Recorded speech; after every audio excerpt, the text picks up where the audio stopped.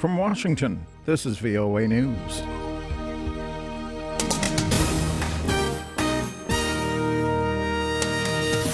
More than 180 sentenced to death in an Egypt court.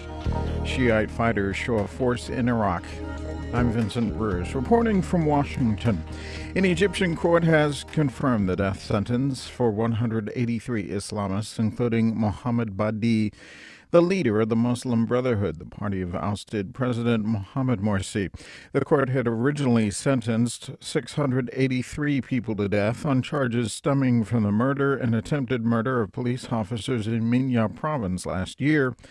The same day, police killed hundreds of Morsi supporters during clashes in Cairo. The death sentence from the speedy March trial sparked an international outcry. Shiite fighters paraded in Baghdad Saturday in a dramatic show of force aimed at Sunni militants who seized an Iraqi town that borders Syria, widening a western front in an offensive threatening to rip apart the country. Angered by jihadist sectarian violence, Shia Muslims living close to Mosul say they are ready to fight the al-Qaeda offshoot and the group's Sunni Muslim allies who now control the northern Iraqi city. Jamie Detmer has more from the outskirts of Mosul. Shia Muslims in the village of Ghazna are angry and fearful. The Shia Muslims here say they are ready to fight the jihadists, and they welcome the call to arms made by the powerful Shia cleric Muqtada al-Sadr, whose Mahdi army fought the US in Iraq for years. On Saturday, too, jihadists captured an important crossing with neighbouring Syria, allowing them to move arms and men even more easily between the two conflict-racked countries. Watching television pictures beaming the march in Baghdad, Shia Muslims here in Ghazna said they would join any fight against jihadists and their Sunni allies. But they warned America and even Shia Iran should not directly intervene. Jamie Detmer, VOA News, the outskirts of Mosul, Iraq. More on all of these stories at voanews.com.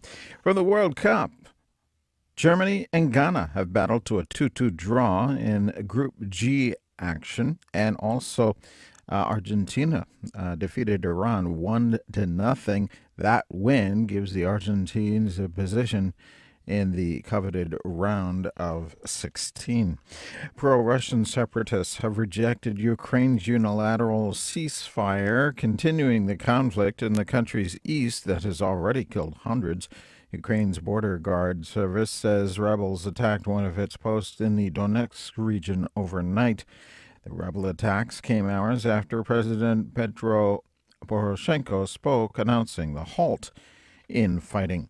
In Afghanistan, hundreds of supporters of presidential candidate Abdullah protested in the capital Saturday against alleged fraud in last week's runoff election.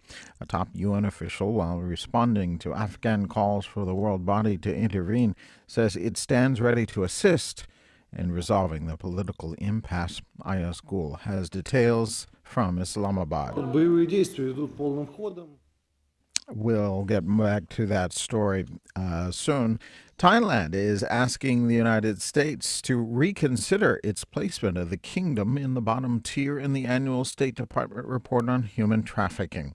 Representatives of Thailand expressed regret, disappointment, and disagreement with the decision by the U.S. State Department.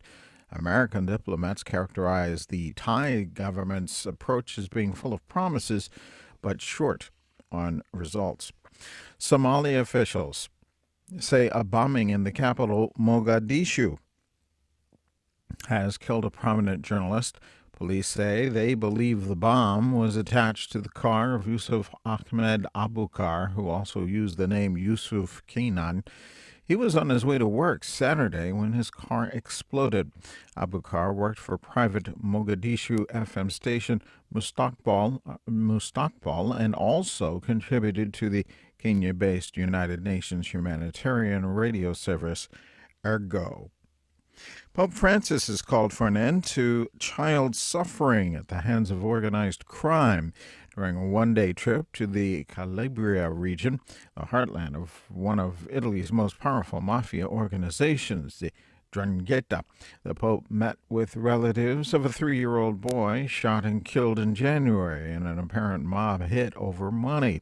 The boy was killed along with his grandfather and his grandfather's female companion.